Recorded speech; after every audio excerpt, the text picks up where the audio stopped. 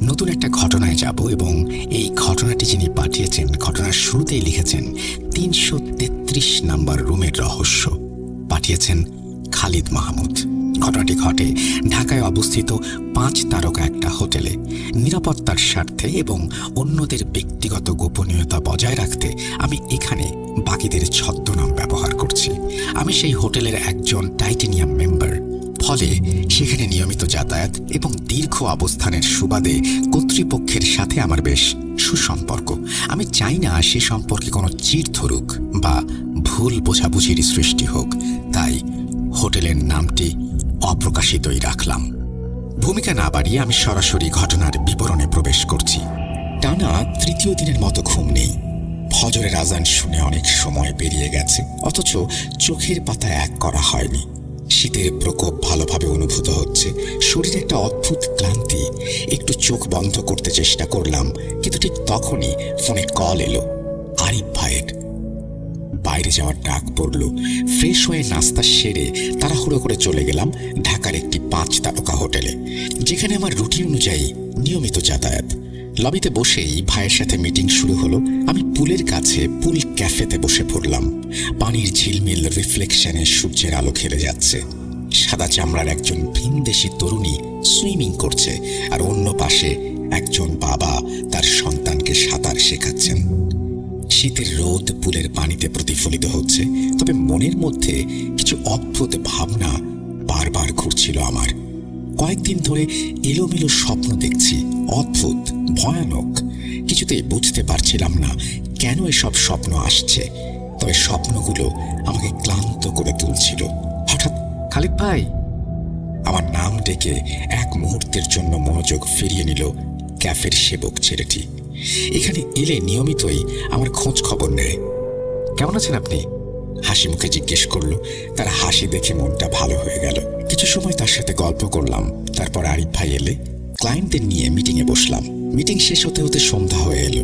ক্লায়েন্টদের বিদায় দিয়ে আরিফ ভাইয়ের সাথে বসে শেষ পর্যন্ত সিদ্ধান্ত নিলাম আজ রাতে হোটেলেই থাকবো। ৩৩৩ নাম্বার রুম দেয়া হলো আমাকে। রাতের খাবার শেষ করে আরিফ ভাইকে বিদায় দিয়ে রুমে ফিরলাম। শহরের ব্যস্ততা থেকে দূরে কোথাও মনের ভেতরে এক গভীর বিষণ্ণতা দানা বাঁধছিল।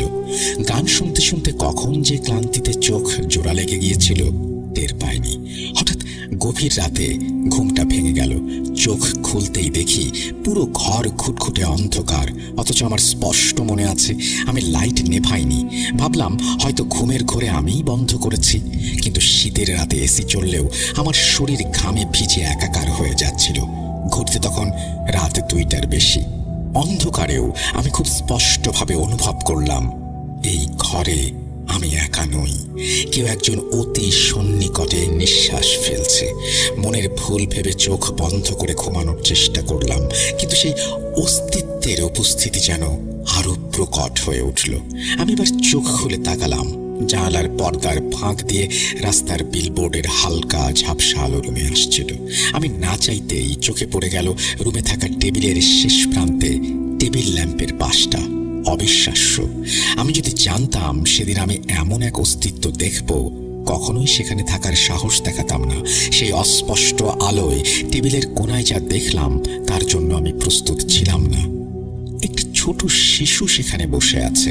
অবয়বটা অনেকটা বিদেশি শিশুদের মতো, কিন্তু দৃষ্টি ছিল বিভৎস। মনে হচ্ছিল কেউ একটি নির্জীব পুতুলকে প্রাণ দান করেছে। সে স্থির চোখে আমার দিকে তাকিয়ে আছে। আমি ভয়ে চিৎকার করতে চাইলাম, দোয়া পড়ার চেষ্টা করলাম, কিন্তু মুখ দিয়ে একটি শব্দও বের হচ্ছিল না। মনে হচ্ছিল আমার কণ্ঠনালী কেউ চেপে ধরেছে। আতঙ্কে চোখ বন্ধ করে ফেললাম। কিছুক্ষণ পর যখন আবার তাকালাম, দেখলাম সেখানে কেউ নেই। শরীর কাঁপছিল।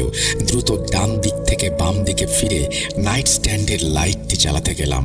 ঠিক সেই মুহূর্তে দেখলাম পাশের সাইড টেবিলের ওপর দাঁড়িয়ে আছে এক কুৎসিত অবয়ব, একটি মানুষের ছায়া মাত্র।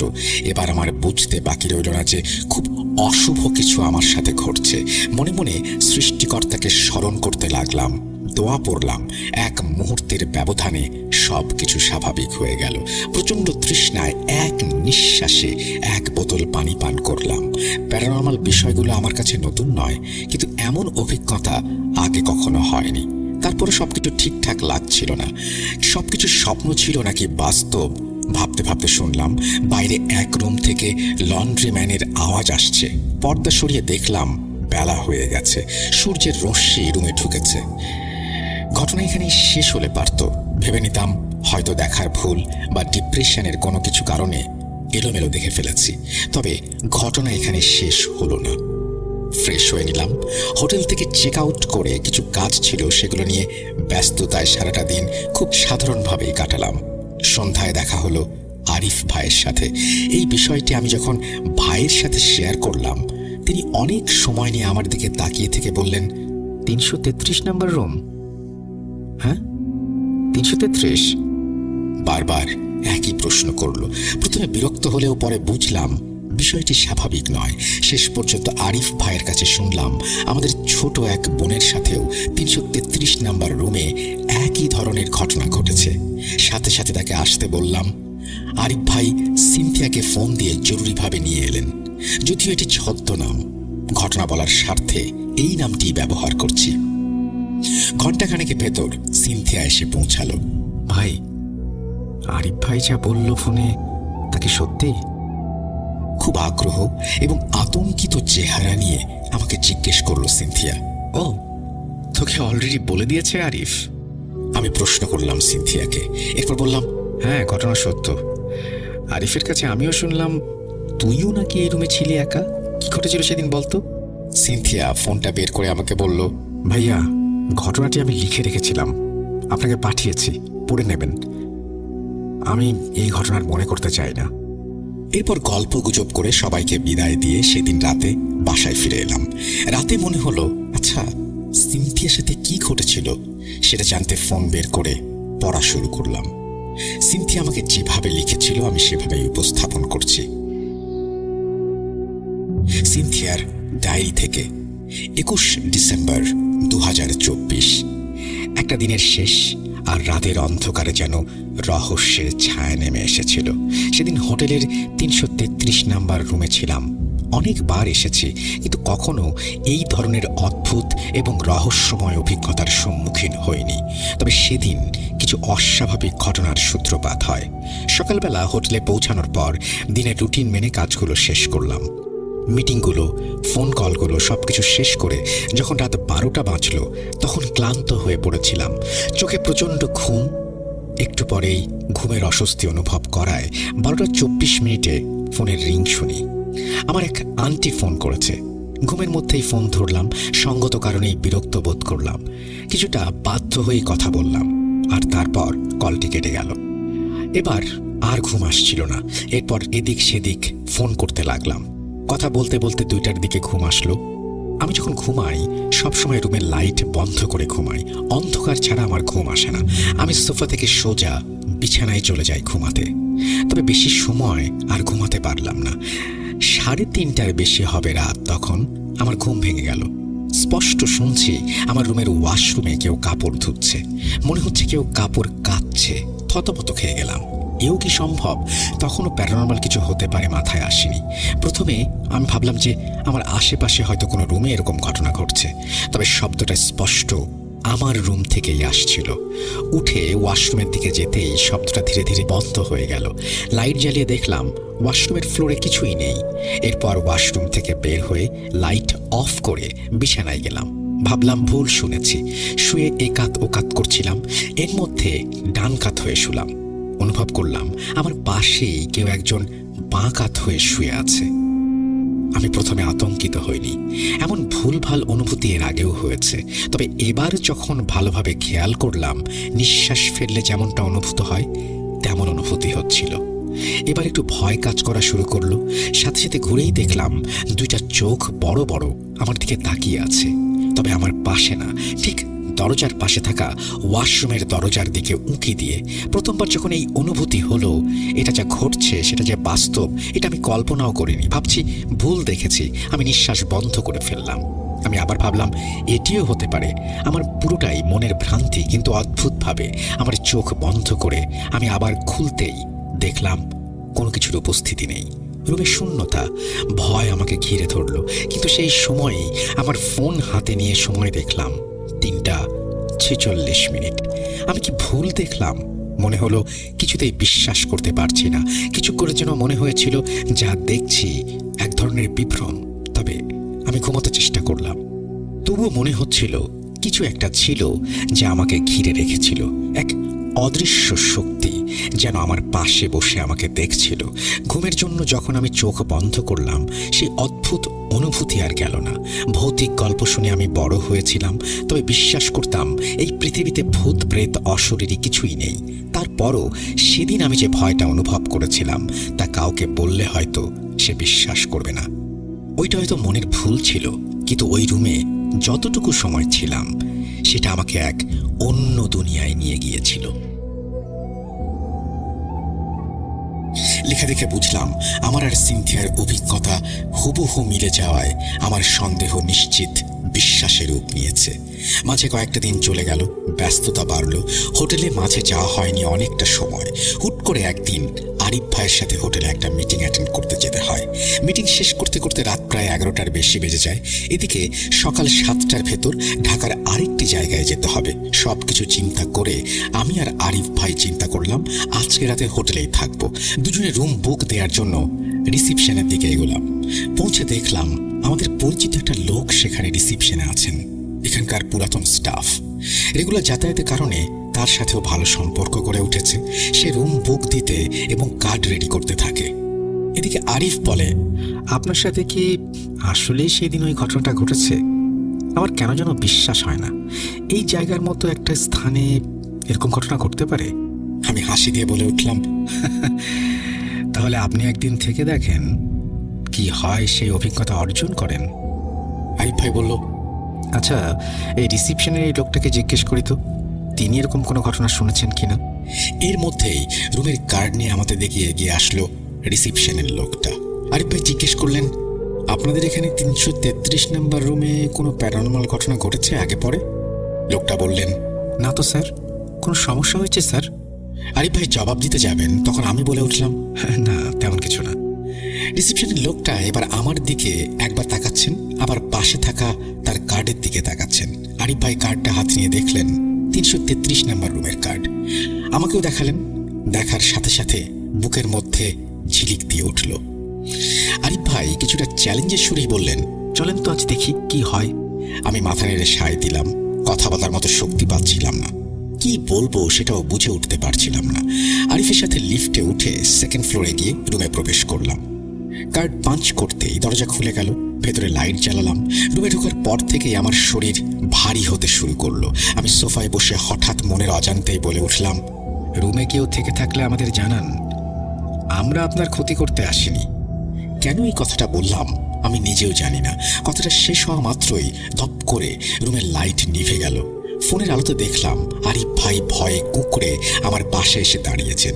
1 মিনিট পর লাইট ফিরে আসতে আমি বললাম, আপনারা কি চান আমরা চলে যাই? মুহূর্তের মধ্যে ড্রেসিং টেবিলের উপরে রাখা পানির বোতলটি ছিটকে গিয়ে সাইড টেবিলে পড়ল এবং আবার লাইট বন্ধ হয়ে গেল। আমরা আর এক মুহূর্ত দেরি না করে করিডোরে বেরিয়ে এলাম। দেখলাম করিডোরের সব লাইট জ্বলছে, শুধু আমাদের রুমটি অন্ধকারে ডুবে আছে। রুম সার্ভিসের এক কর্মীকে ডেকে লাইট চেক করালাম, কিন্তু সে কোনো ত্রুটি খুঁজে পেল না। আমরা কথা না বাড়িয়ে নিচে ফিরে যাই। আমাদের যিনি রুমটা বুক করে দিয়েছিলেন তাকে পুরো ঘটনা খুলে বলতেই অবাক হয়ে আমাদের দিকে তাকিয়ে থাকেন। এরপর বলেন, এই রুমটায় তেমন কোনো গেস্ট হয় না। বেশিরভাগ সময় নাইজেরিয়ার একটা গেস্ট এসে অনেক দিন করে থাকে, তার জন্য বেশিরভাগ সময় রুমটা বুকড থাকে। আপনাদের রুমটা পাল্টে দিচ্ছি স্যার, আর আমি বিষয়টা নিয়ে কথা বলবো। সেদিন রাতে সেখানে আমরা থাকি না, বাসায় ফিরে আসি। পরে হোটেলটিতে থাকা স্টাফদের কাছে শুনি এই ধরনের ঝামেলা মাঝে মধ্যেই হয়। তারাও অনেক কিছু দেখে, তাদের কাছ থেকেও অনেক কিছু শুনি। আজ আর লম্বা করব না, অন্য একদিন সকল ঘটনা পাঠাবো। কিন্তু সেই রুম নাম্বার 333-এ অদৃশ্য কিছু ছিল। আমরা কি ভুল বুঝেছিলাম, নাকি পৃথিবীর কাছে কিছু রহস্য এমনও আছে যা উন্মোচিত হবে না? এখনো সেই রাতের স্মৃতি ফিরে আসলে মনে হয় সেটা কেবল আমার এক ভয়ের কল্পনা ছিল না, এটা ছিল সেই অদৃশ্য উপস্থিতি। কাউকে বললে কখনো বিশ্বাস করবে কিনা সেটা নিয়েও চিন্তা হয়। প্রিয় লিসেনার্স, আমরা এখন চলে এসেছি আমাদের আজকের এপিসোডের শেষ ঘটনায়। এই ঘটনাটি খুবই মারাত্মক ভয়ের একটি ঘটনা। এই ঘটনাটি ঘটেছিল বসু মিত্তির নামের একজন হিন্দু লোকের সাথে। আমি সরাসরি ঘটনায় চলে যাই। ঘটনাটি ঘটেছিল এই বসু মিত্তিরের গ্রামের এলাকায়। ঘটনার সাথে বসু মিত্তির ওতপ্রোতভাবে জড়িত ছিলেন। সেদিন খুব সকালবেলা বসু মিত্তির বেরিয়ে পড়েন। তিনি চিন্তা করেন আজ একটা বিহিত করতেই হবে, কারণ ইদানিং নতুন একটা সমস্যা শুরু হয়েছে। সেদিন একটা ছাগল নিয়ে গেছে, তার বাকি যে আরেকটা ছাগল আছে হয়তো সেটাও নিয়ে যেতে পারে। তাদের গ্রামে ইদানিং প্রায় সবারই একটা দুটো গরু ছাগল গায়েব হয়ে যাচ্ছে, এবং এই কারণে এলাকার সবাই প্রচণ্ড আতঙ্কের ভিতরে বসবাস করছেন। কিন্তু ওখানকার কেউই কিছু করতে পারছিল না। সবাইকে চুপ করে থাকতে দেখে বসু মিত্তির খুবই বিরক্ত হন। তাই সেদিন সে একলা দূর গ্রামে এক তান্ত্রিক বসবাস করে, তার সাক্ষাতের জন্য তিনি একাই রওনা হন। বসুর গ্রামের নাম শশীপাড়া। ওই গ্রামের পাশ দিয়ে ছোট্ট একটা নদী বয়ে গেছে। ওই গ্রামের ছোট্ট একটি কুঁড়ে ঘরে বসবাস করতেন বসু মিত্তির ও তার স্ত্রী। তাদের কোনো ছেলে মেয়ে ছিল না। গ্রামের ওই ছোট্ট নদী থেকে মাছ সংগ্রহ করতেন এবং সেই মাছ বাজারে বিক্রি করেই তাদের সংসার চলত। অনেক কষ্টে এই বসু মিত্তির একটা ছাগল কিনেছিল এবং সেই ছাগলের একটি বাচ্চা হয়েছিল। একদিন ঘুম থেকে উঠে দেখেন ছাগলটা নেই, শুধু ছাগলের রক্তের ছাপ ও হাড়গোড় মাটিতে পড়ে আছে। তিনি ভাবেন এটা কোনো জন্তু জানোয়ার অথবা কোনো রক্তপিপাসু ডাইনির কাজ। তিনি সেদিন ডাইনি বা রক্তপিপাসু যাই বলি তার বিহিত করার জন্য তান্ত্রিকের খোঁজে অন্য একটি গ্রামের দিকে রওনা করেছিলেন। সে যখন তান্ত্রিকের কাছে পৌঁছায় এবং তান্ত্রিকের দেখা পেয়ে তিনি তাকে সব কিছু খুলে বলেন। ওই তান্ত্রিক তার কথা শুনে তান্ত্রিক বলে, তোমাদের গ্রামে গিয়ে কাজ করতে হবে। এই বলে তান্ত্রিক একটি দিন ধার্য করে দেন। তিনি বলেন, আগামী শনিবারের আগে যেতে পারবো না আমি। এবং ওই তান্ত্রিক বসু মিত্তিরের সাথে পরামর্শ করে পরের শনিবারের দিন ধার্য করে দেন। বসু মিত্তির বাড়ির পথ ধরেন। তার ফিরতে ফিরতে অনেক রাত হয়ে যায়। তিনি তার গ্রামের পথে ঢুকবেন, ঠিক এমন সময় পিছন থেকে হিমশীতল একটা ঠান্ডা কণ্ঠ তাকে ডাক দেয়, বসু একটু দাঁড়া। কিন্তু বসু মিত্তির দাঁড়ায় না, পিছনে ফিরেও সে তাকায় না। সে আরো জোরে হাঁটতে শুরু করে। তার মাথা বেয়ে ঘাম ঝরতে থাকে। আরো দুটো বাড়ির পর বসু মিত্তিরের বাড়ি। কোথাও কোনো সারা শব্দ নেই। সে হাঁটতে থাকে। এক সময় বাড়ি পৌঁছে যায়। ঘরের দরজায় কড়া নাড়তেই বসু মিত্তিরের স্ত্রী দরজা খুলে দেন। আর অপেক্ষা না করে ঘরে ঢুকে দরজা লাগিয়ে দেয় বসু মিত্তির। তার স্ত্রী তার কাছে জানতে চায় যে তান্ত্রিক কবে আসবে। বসু মিত্তির সবকিছুই তার স্ত্রীকে জানায়, শুধু পথে তার সাথে ঘটে যাওয়া সেই হিমশীতল কণ্ঠের ভয়ানক ডাকটা সে বলে না। চুপচাপ শুয়ে থাকে। পরদিন সকালে ঘুম থেকে উঠেই তিনি বাইরে হইচই শুনতে পান এবং কি হয়েছে সেটা বাইরে গিয়ে জানতে চান। তার বাড়ির পাশেই একটা মুসলিম পরিবার বসবাস করত। ওই বাড়ির কর্তা রহিম চাচার ছেলে মদা। সে এক প্রকার ভারসাম্যহীন পাগল প্রকৃতির ছিল। হইচইটা এই জন্য হয়েছিল যে মদাকে আর খুঁজে পাওয়া যাচ্ছে না। পরিবারের শোরগোল উঠে যায়। বসু কিছুটা বুঝতে পারে এবং তিনি চিন্তা করেন যে হয়তো পশুর বদলে এখন মানুষ নেওয়া শুরু হয়েছে। বসু ভাবতে ভাবতে একসময় ওই রহিম চাচার বারান্দায় এসে বসে পড়ে। বসু কিছুটা আন্দাজ করতে পারে যে কি ভয়াবহ ঘটনা ঘটতে চলেছে। চারদিকে খোঁজাখুঁজি শুরু হয়। কেউ কেউ বলতে থাকে ভারসাম্যহীন পাগল হয়তো কোথাও চলে গিয়েছে। কিন্তু বারবার বসুর মনে একটাই চিন্তা আসে, ওই ডাইনি বা ওই জন্তু ছাড়া এই কাজ আর কেউ করেনি। দিন গড়িয়ে যায়, দুপুর গড়িয়ে বিকাল হয়। অবশেষে মদাকে খুঁজে পাওয়া যায় জঙ্গলের পাশে সেই বট গাছের নিচে খণ্ডিত অবস্থায়, যেখানে ওই বসু নিজেই এই ডাইনিকে মুক্তি দিয়েছিল এবং ওই ডাইনি তাকে কথা দিয়েছিল যে সে আর কারো ক্ষতি করবে না। কিন্তু ডাইনি বসুর সাথে দেয়া কথা রাখেনি। সে এখন মানুষ মারা শুরু করেছে। গ্রামবাসী সেই অর্ধেক লাশটিকে নিয়ে আসে। চোখ দুটো খুবলে নিয়ে গেছে, এজন্য নরপিচাসের পৈচাসিক এক রূপ। এমন করে একটি দিন কেটে যায়। রাত হলে গ্রামের কারোই ঘুম আসে না। পুরো গ্রামটা ভয়ে আতঙ্কে থাকে। এর একদিন পরেই ছিল শনিবার। বসুমিত্তির ভাবতে থাকে তার ভুলের কথা। এখন তার নিজেরই এই সমস্যার সমাধান করতে হবে। এসব ভাবতে ভাবতে এক পর্যায়ে সে ঘুমিয়ে পড়ে। মধ্যরাতে কারো চেঁচামেচিতে বসুর ঘুম ভেঙে যায়। আঁতকে ওঠে সে বুঝতে পারে পাশেই হয়তো কারো কিছু হয়েছে। এক মুহূর্ত অপেক্ষা না করে সঙ্গে সঙ্গে সে বেরিয়ে পড়ে।